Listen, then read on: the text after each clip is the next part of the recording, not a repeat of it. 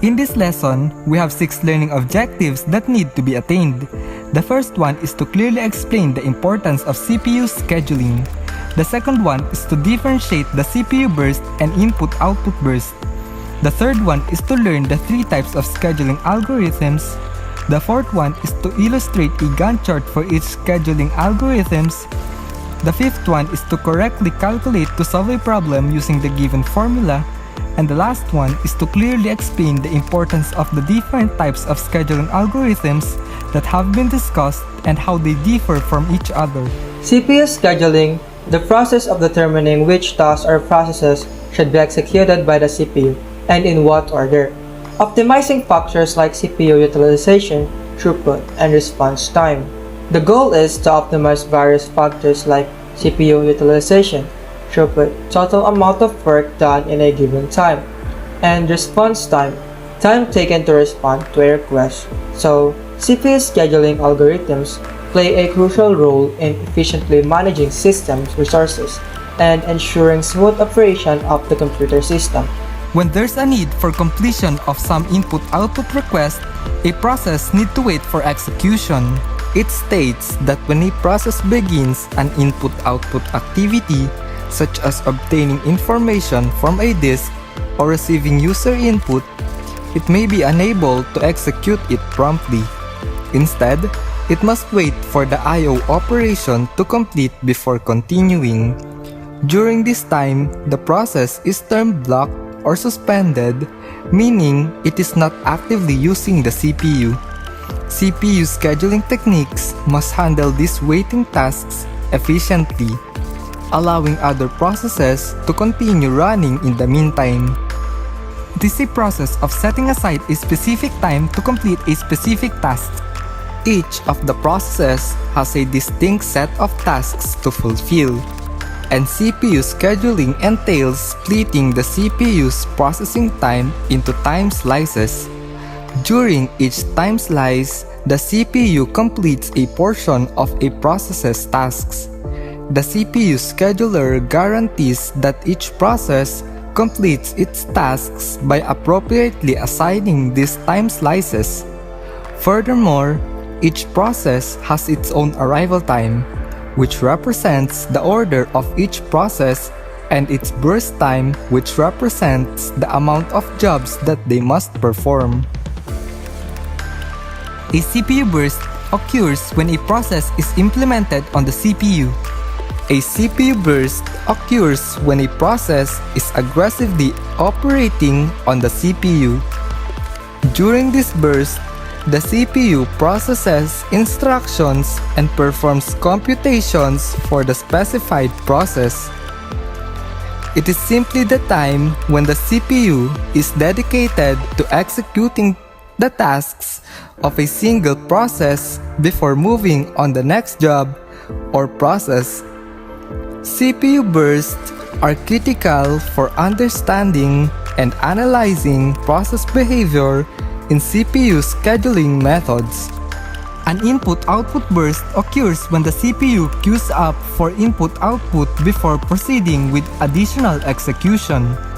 An input-output burst is the time when a process waits for an input-output operation to complete. Instead of actively using the CPU for computing, the process is briefly suspended while it awaits the completion of an input-output request, such as reading or writing to a disk or receiving user input. Once the input-output operation is completed, the process can resume execution on the CPU. Input-output bursts are critical for understanding overall process behavior and play an important role in CPU scheduling algorithms, which must efficiently manage these waiting times to optimize system performance. In this lesson, we're going to learn the three types of scheduling algorithms, which are first come first served, shortest job first, and priority scheduling. For our first CPU scheduling algorithm, I'll introduce to you FCFS, or first come first serve. Our learning objective here is learning the basic operation. FCFS is the simplest CPU scheduling algorithm. So how do we say that it is the simplest? We can relate it in the line or in the queue line that whoever comes first will be served first. Request the CPU first is allocated the CPU first. It's just like in our previous scenario in the queue line, whoever comes first or what process comes first will allocate the CPU first. Implementation of FCFS is FIFO queue. FIFO stands for first in, first out, which means that whoever or what process comes first will be terminated first. Convoy effect is the process with highest burst time arrived before with the smaller burst time. It means that the process with highest burst time comes first before the processes with smaller burst time. The idea of convoy effect is that the processes with smaller burst time will have a high waiting time because they will need to finish the termination of the first process with highest burst time. As for our first problem, create a Gantt chart of the given set of processes with their CPU arrival time and burst time in milliseconds. If the FCFS scheduling is followed, calculate the average time. In the table given below, the first process allocated the CPU first is the P1 because it has an arrival time of 0 millisecond with a burst time of 4. And next allocated the CPU is P2 because its arrival time is 1 and its burst time is 3. So P2's completion time is 7. Why is that? Because we will just add the burst time of P1's burst time and the burst time of P2, which is 3. So 4 plus 3 is 7. So the completion time of P2 is 7. And next process arrived is P3 with a burst time of 5. 7 plus 5 is 12. So 12 is the completion time of P3. And next is P4 with a burst time of 2. 12 plus 2 is 14. And lastly, P5 with a burst time of 1. So 14 plus 1 is 15. And as for the average waiting time, first we need to get the waiting time of every processes. So to get the waiting time of every processes, we can just look at the Gantt chart and look at the left side of every square. For example, the P1's waiting time is 0 because in the Gantt chart 0 is its left side. So in P2 we have 4, P3 7, P4 we have 12, and P5 we have 14 milliseconds. So to calculate the average waiting time, we will just have to add them together. Let's add 0 plus 4 plus 7 plus 12 plus 14, and we will have an answer of 37. And 37 divided by 5 because it is the number of process we have. So 37 divided by 5 is equals to 7.4 milliseconds, and that is our average waiting time. And for our last problem, create a Gantt chart that has 3 units overhead. If the FCFS scheduling is followed, calculate the efficiency. In this problem, we have encountered an unfamiliar term, which is a unit overhead. It just means that the process arrived in a queue cannot be given in the CPU in an instant. There is a slight delay of 3 units before it assigns the process. The system assigns 3 units delay whenever a process arrives. That's what it means by 3 units overhead. So let's make our Gantt chart. In the Gantt chart, we have this del sign which symbolizes the unit overhead. In our case, it's 3. So we will start in the del sign from 0 to 3, which is the duration of the units over time. Then plus 6 because it is the burst time of process, or the process of P1, because P1 arrived first. So 6 plus 3 is 9. So P1 has a completion time of 9 milliseconds. After that, we will have another plus 3 because of the unit overhead. 9 plus 3 is 12, and P3 arrived second with a burst time of 4 milliseconds. So 4 plus 12 is 16 milliseconds. After that, we will have another 3 units over time. 16 plus 3 is 19. Process number 5, or P5, arrived third with an arrival time of 2 milliseconds with a burst time of 5 milliseconds. So 19 plus 5 is equals to 24, and another 3 units overhead.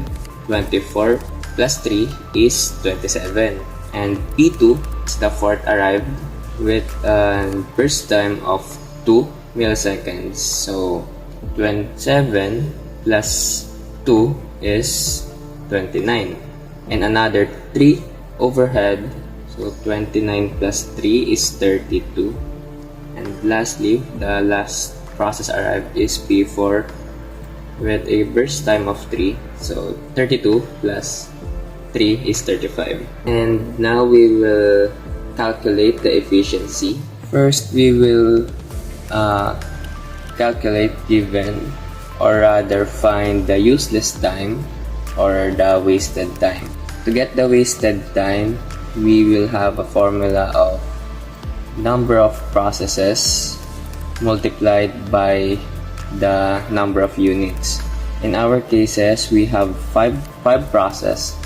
We have 5 process multiplied by 3 because we have a 3 units over time. So 5 times 3 is 15. Our useless time is 15 units. And to get the useful time, we have a formula of total time minus the useless time.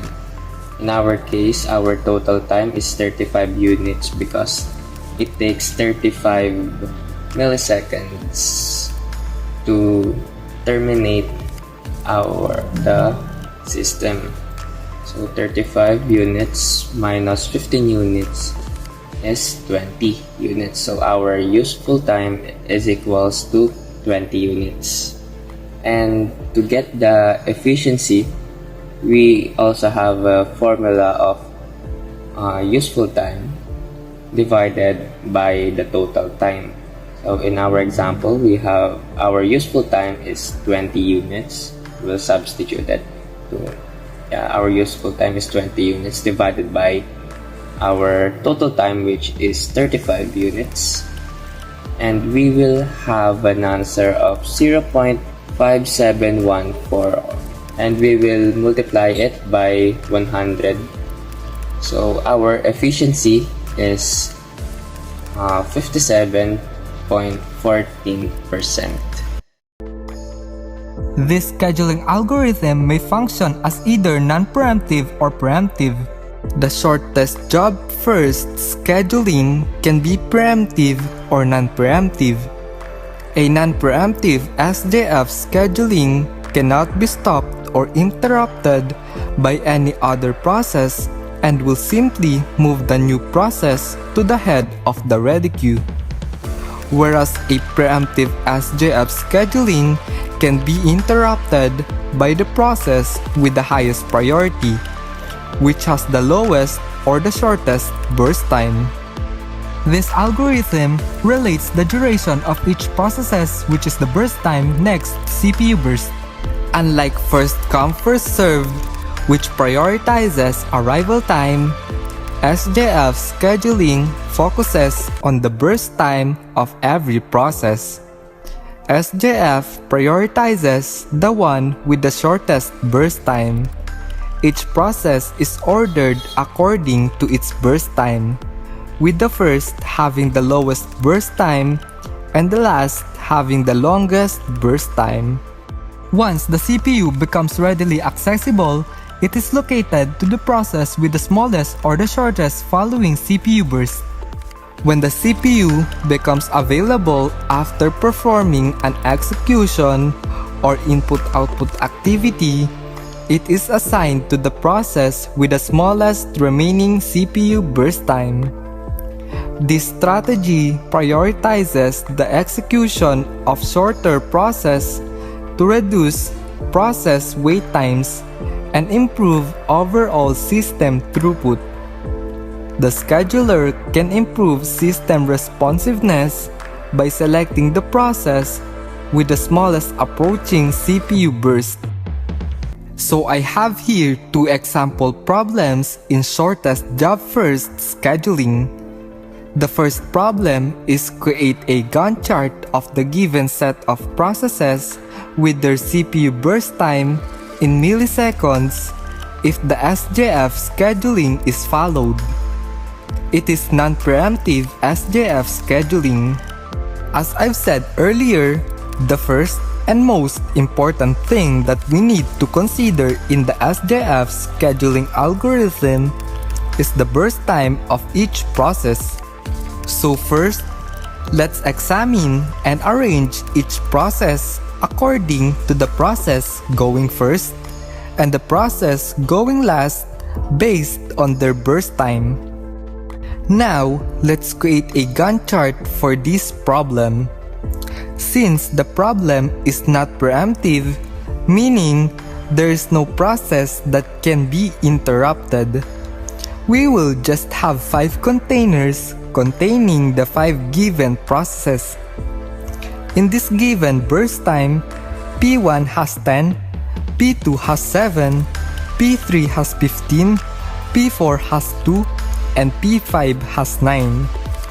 We will arrange it first, from shortest to longest. The process that has the shortest burst time is P4, so this process will go first, followed by P2, followed by P5, followed by P1, and the process with the longest burst time is P3, which will go last. First is P4. This process has 0 waiting time. Since this process go first, and there's no other processes that came before this process, and the completion time will be 2 since it only has 2 burst time. Next is P2. This process has 2 waiting time since it is the completion time of P4. The completion time will be 9 since the burst time of this process is 7. So we will just add the completion time of the previous process plus the burst time of the current process So 2 plus 7 is equals to 9. Next is P5. This process has 9 waiting time. Since it is the completion time of P2, and the completion time of this process will be 18, since the completion time of P2 is 9 and the burst time of P5 is 9, so 9 plus 9 is equals to 18. Next is P1. This process has 18 waiting time since it is the completion time of P5, and the completion time of this process will be 28 since the completion time of P5 is 18 and the burst time of P1 is 10, so 18 plus 10 is equals to 28. And the last one is P3. This process has 28 waiting time since it is the completion time of P1 and the completion time of this process will be 43 since the completion time of P1 is 28 and the burst time of P3 is 15, so 28 plus 15 is equals to 43.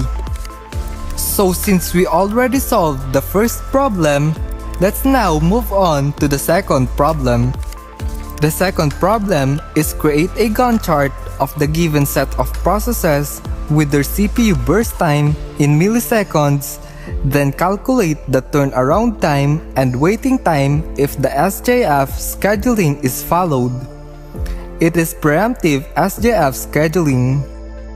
The next problem is preemptive, meaning it can be interrupted by other processes based on their burst time. The shortest will be the first to be prioritized. P5 has an 8 arrival time and a 20 burst time. P1 has a 3 arrival time and a 3 burst time. P4 has a 0 arrival time and an 8 burst time. P2 has a 6 arrival time and a 1 burst time. P3 has a 1 arrival time and a 15 burst time. So now, let's create a Gantt chart for this problem. We can say that the process that should go first is P2 since it has the shortest burst time, which should be prioritized first. But no, since the problem is preemptive, it can be interrupted by other processes. The first process to come is P4. Since it has 0 arrival time, meaning there's no other processes waiting before P4, so the scheduler gave the slot to this process. This process has 8 burst time, but we will not use all of this process's burst time since it can be interrupted. As you can see, only 3 burst time were used by P4 since P1 has 3 arrival time, so the scheduler allowed this process to take over even though P4 is not yet finished. So since P4 already used 3 of its burst time, it will be subtracted from its original burst time, so 8 minus 3 is equals to 5. P1 will use all of its burst time since the next process will arrive at 6, and P1 only has 3 burst time, so this process was able to finish without being interrupted, and 3 plus 3 is equals to 6, so the completion time for this process is 6. Next to come is P2, which is the highest priority with the shortest burst time. This process will also use all of its burst time since it only has 1, and 6 plus 1 is equals to 7, so the completion time for this process would be 7. Next again is P4, since it has not yet finished and was interrupted earlier. The completion time for this process would be 12 since it left with only 5 burst time since this process used its 3 burst time earlier, so 7 plus 5 is equals to 12. Next is P3 with 15 burst time. Since all the processes have been finished before this process, it can now use all of its burst time without being interrupted. So 15 plus 12 is equals to 27, so the completion time of this process is 27. And the last process to come is P5, which has 20 burst time. Since it is the last process, it can now already use all of its burst time. So 27 plus 20 is equals to 47. The completion time for this process would be 47. Now, let's compute the turnaround time and waiting time for this process. Here is the formula for solving turnaround time and waiting time. In turnaround time, we just need to subtract the completion time from the arrival time. The completion time is the time in which the process has already finished and used its burst time. It is located on the right side of each process, and the arrival time, which is already given. In waiting time, we just need to subtract the turnaround time from the burst time. So, to be able to compute the waiting time, we just need to get the turnaround time for each process and the burst time, which is also given. So for turnaround time, P5 has 47 completion time and 8 arrival time. So 47 minus 8 is equals to 39. For P1, it has 6 completion time and 3 arrival time, so 6 minus 3 is equals to 3. For P4, it has 12 completion time and 0 arrival time, so 12 minus 0 is equals to 12. For P2, it has 7 completion time and 6 arrival time, so 7 minus 6 is equals to 1. And for P3, it has 27 completion time and 1 arrival time, so 27 minus 1 is equals to 26. So since we already computed the TAT or the turnaround time, we can now solve for the waiting time. So P5 has 39 TAT and 20 burst time, so 39 minus 20 is equals to 19. For P1, it has 3 TAT and 3 burst time, so 3 minus 3 is equals to 0. For P4, it has 12 TAT and 8 burst time, so 12 minus 8 is equals to 4. For P2, it has 1 TAT and 1 burst time, so 1 minus 1 is equals to 0. And the last one is P3, which has 26 TAT and 15 burst time, so 26 minus 15 is equals to 11. So we already solved the 2 example problems for this scheduling algorithm. Always remember that in SJF, the first and the most important thing to consider is the process burst time.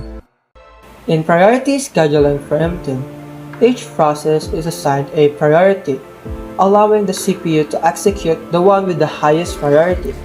It interrupts the current process to switch to the higher priority.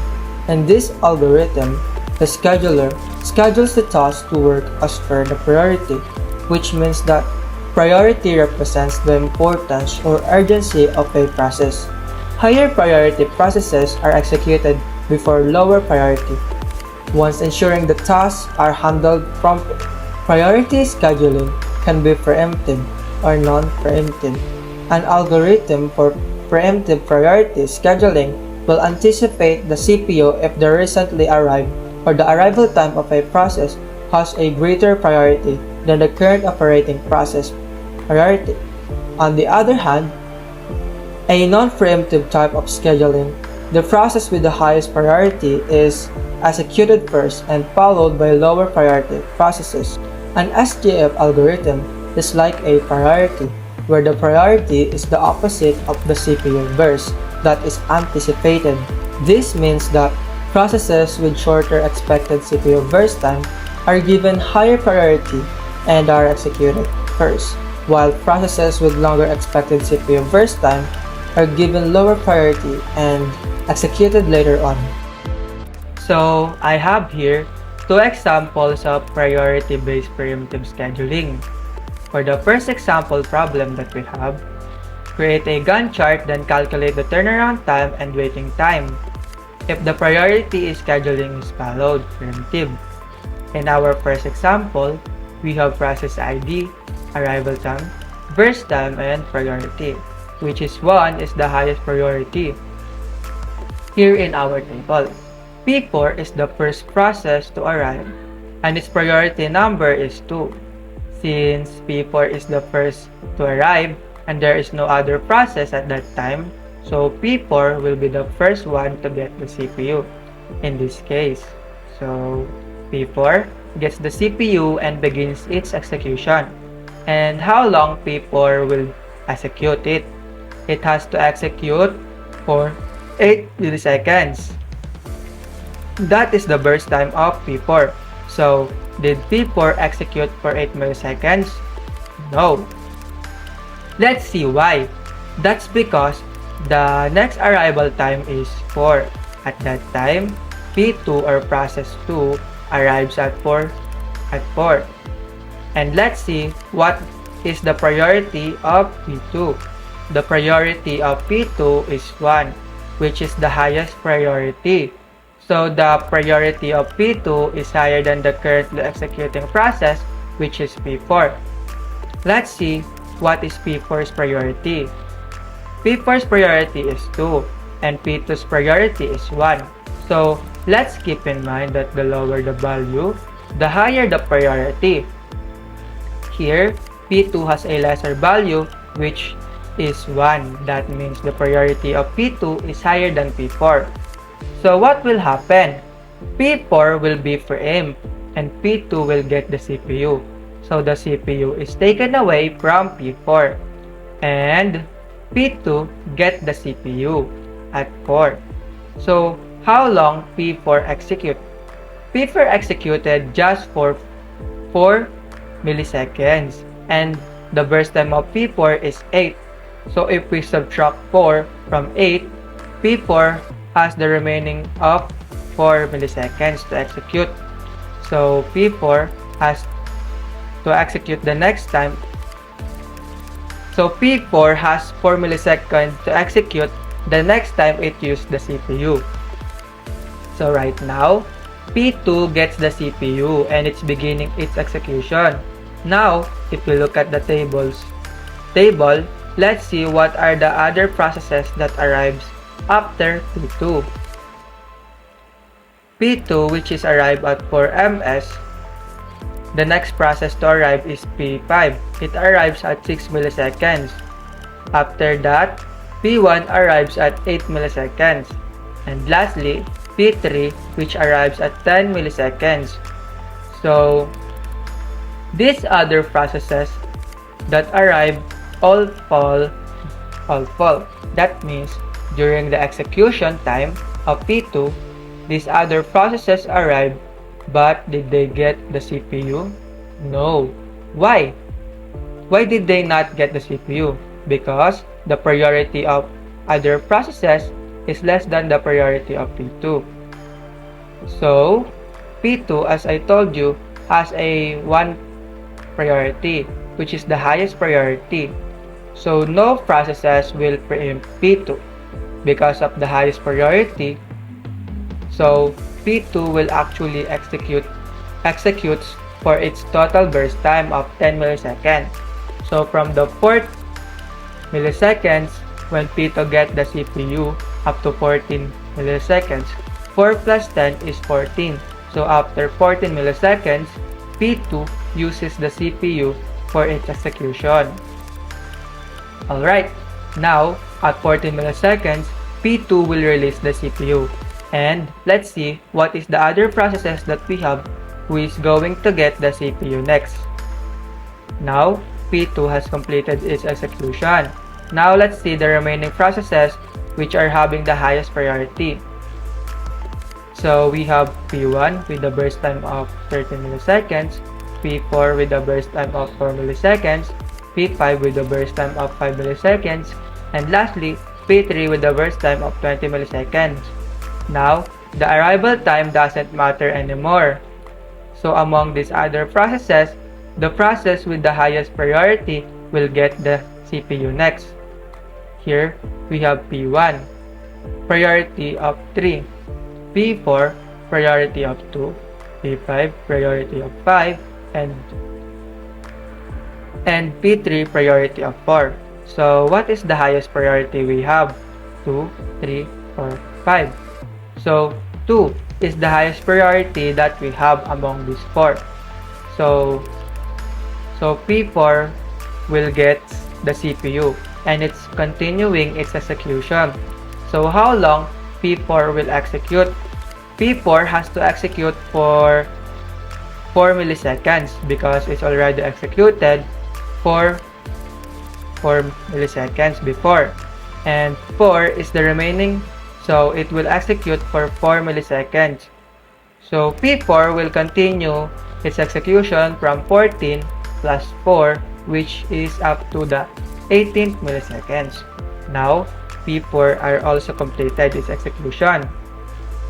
Now the remaining process that has the highest priority is P1. So now P1 will get the CPU and will execute for 13 milliseconds. So 18 plus 13, which goes up to 31 milliseconds. And now P1 has completed its execution. In the remaining processes, P3 has the priority of 4, which P3 has a priority of 4, which has the highest priority than P5. P5 that has a priority of 5. So now P3 will start its execution at 31 plus 20, which goes up to 51 milliseconds. So now P3 is already done with its execution at 51 milliseconds. P3 releases the CPU. The last process that we have is P5 with a priority of 5 and has the lowest priority. Now P5 will start its execution at 51 plus 5, which up to 56 milliseconds. At this point, all the processes completed their execution. Now, let's calculate the turnaround time and waiting time. To get the turnaround time, we subtract completion time in arrival time. Completion time, it means what time a process completed its execution time.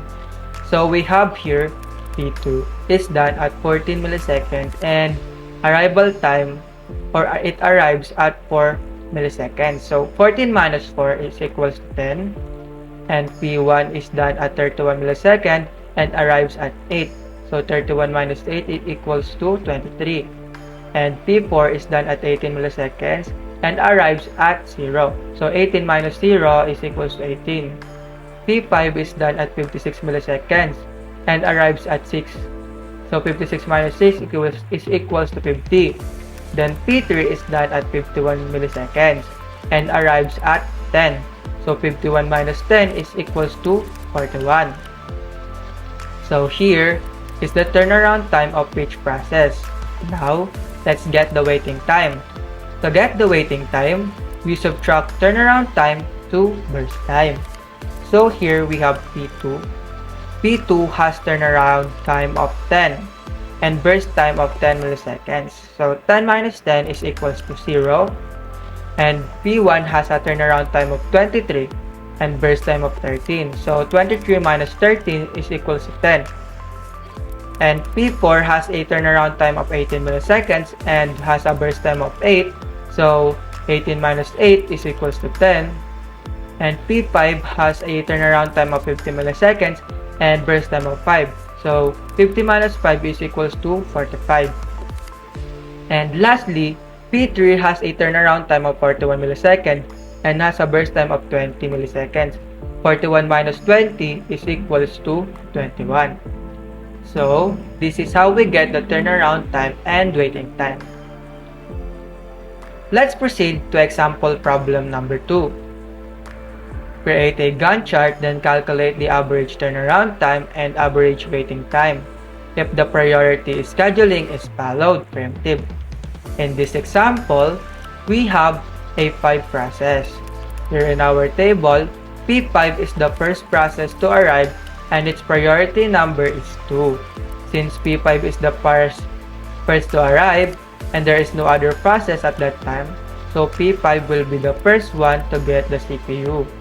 So P5 gets the CPU and begins its execution.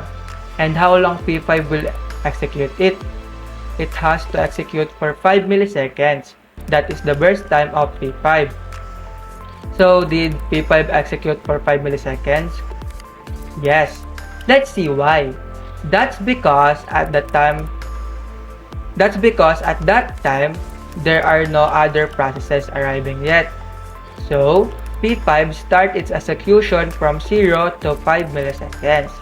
Now, P5 is completed, but at that time, there's no other process or processes arriving yet. So, we will have an idle time. What is an idle time?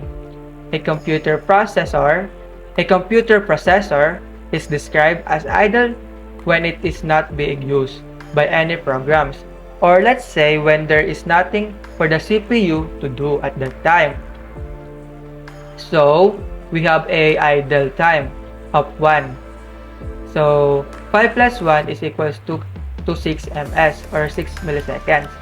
At 6 milliseconds, P4 arrives and does a 20 burst time and a priority of 1, which is the highest priority. So, right now, P4 gets the CPU and it's beginning its execution. Now, if we look at the table, let's see what are the other processes that arrives after P4, which is arrive at 6 milliseconds. The next process to arrive is P2. It arrives at 8 milliseconds. After that, P3 arrives at 9. And lastly, P1, which arrives at 10 milliseconds. So, these other process that arrive all fall. That means, during the execution time of P4, these other processes arrive, but did they get the CPU? No. Why? Why did they not get the CPU? Because the priority of other processes is less than the priority of P4. So P4, as I told you, has a priority of 1, which is the highest priority. So no processes will preempt P4 because of the highest priority. So P4 will actually execute for its total burst time of 20 milliseconds. So from 6 milliseconds when P4 gets the CPU up to 26 milliseconds. 6 plus 20 is 26. So after 26 milliseconds, P4 uses the CPU for its execution. Alright, now at 26 milliseconds, P4 will release the CPU. And let's see what other processes that we have who are going to get the next, or who are going to get the next CPU or use the CPU. Now, P4 has completed its execution. Let's see the remaining processes which are having the highest priority.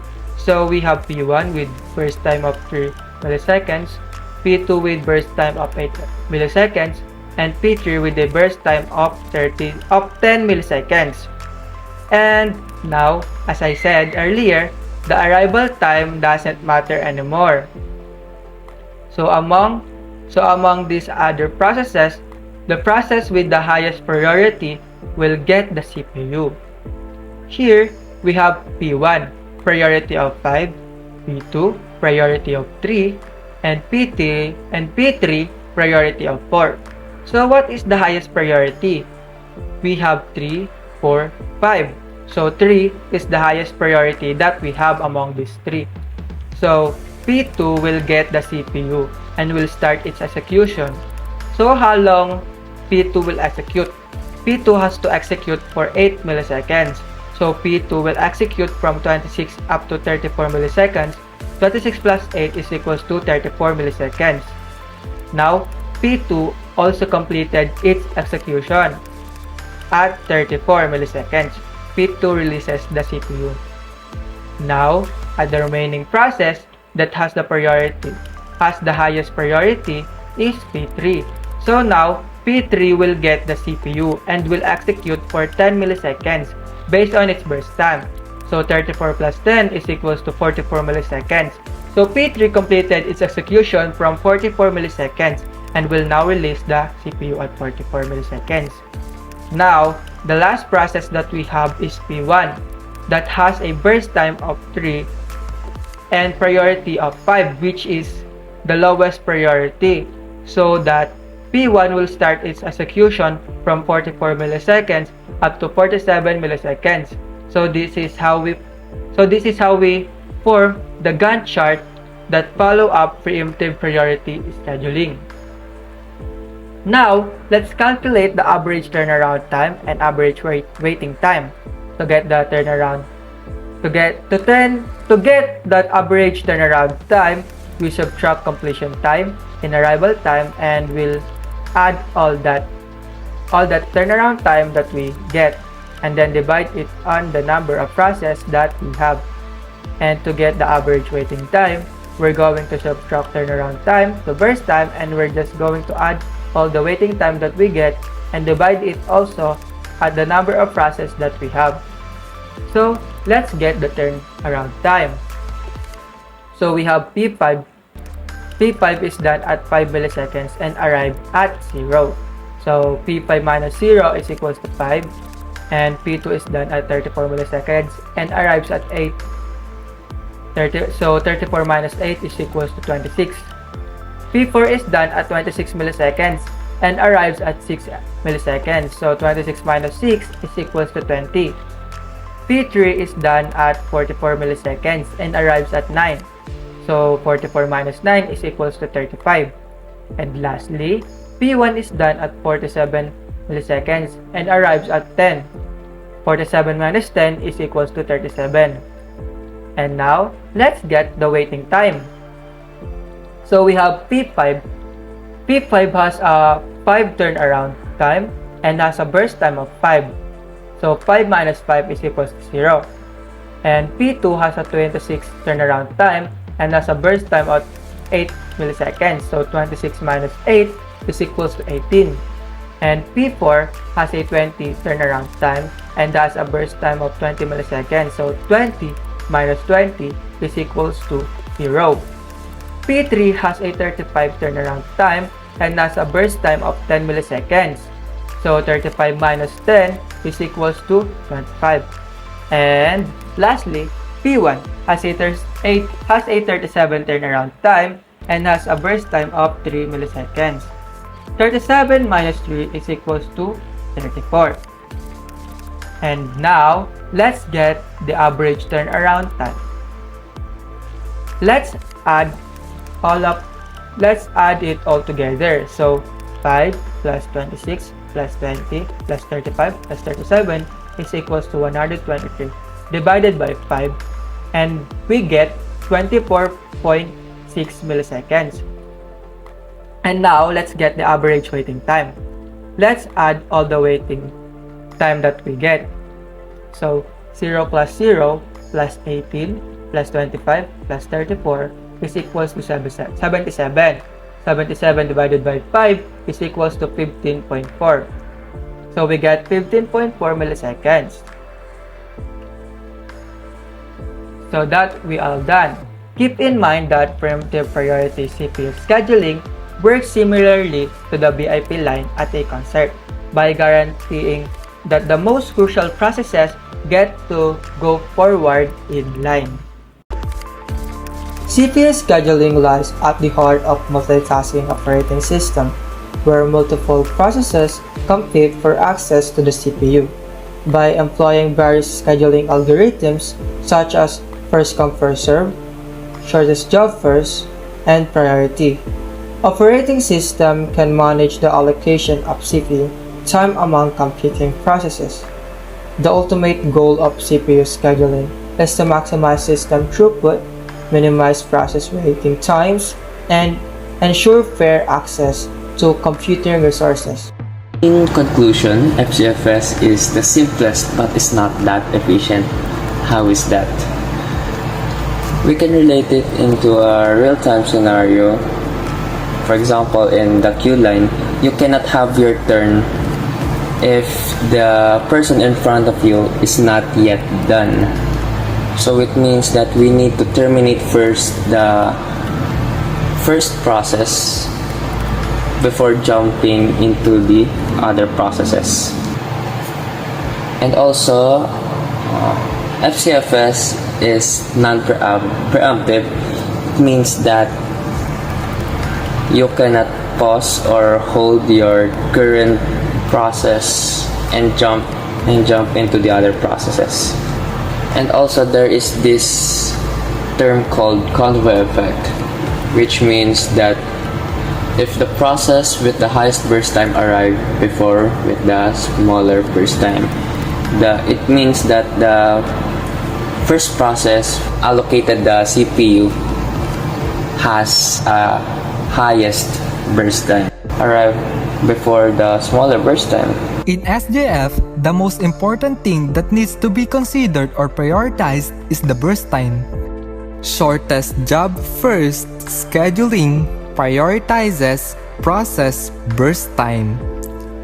This indicates that the scheduler prioritizes activities based on their presented CPU burst duration, with the smallest burst time being executed first. By focusing on reducing the time required to execute specific jobs, SJF hopes to lower the total process wait times and improve system efficiency. In summary, in preemptive CPU scheduling, tasks can be interrupted and switched out by the operating system, typically to give priority to the higher priority ones.